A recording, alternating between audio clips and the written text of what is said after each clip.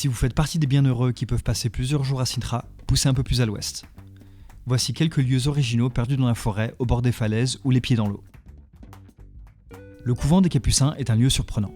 Construit en 1560, ce lieu hors du temps témoigne de l'idéal de la pauvreté de la confrérie des frères franciscains, suivant le modèle du fondateur de l'ordre, saint François d'Assise. L'intérieur est sombre, les pièces sont basses et exiguës. Les murs, les portes et les fenêtres sont isolés avec du liège. Il y règne aujourd'hui silence et désolation. Mais là n'est pas le plus intéressant. Le monastère est noyé dans la nature, au sein de monstrueuses roches de granit et de nombreuses essences d'arbres. Chênes, arbousiers, buis, lavande, romarin, laurier, châtaignier ou noisetier. L'harmonie entre le construit des hommes et la nature environnante est impressionnante. La contemplation des franciscains passait par l'adoration du Seigneur à travers son œuvre, la nature. Et cela prend ici tout son sens. Un peu plus loin dans la nature, après une balade en direction de l'océan à travers la Pinède, vous arriverez au sanctuaire de Peñiña. Situé au sommet d'un piton rocheux, le lieu offre une vue impressionnante. Vous apercevrez au loin les plages de Cresmina et Guincho en forme de croissant de lune. Rendez-vous des surfeurs et kitesurfers.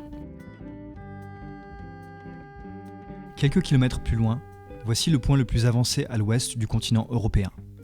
Cabo da Roca, autant dire le bout du monde. Un petit phare à la lumière visible à 46 km de distance.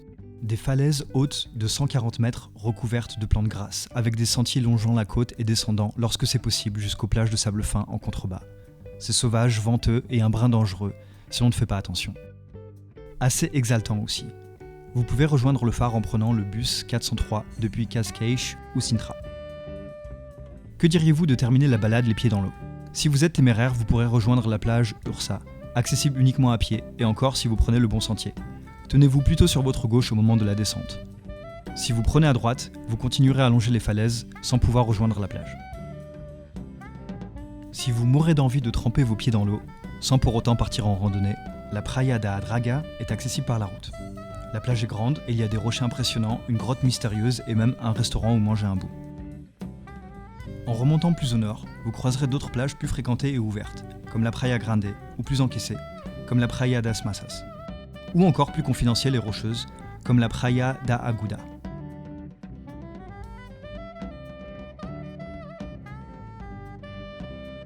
Les surfeurs pousseront un peu plus au nord pour voir la Praia do Mogaito et son balai inépuisable de rouleaux.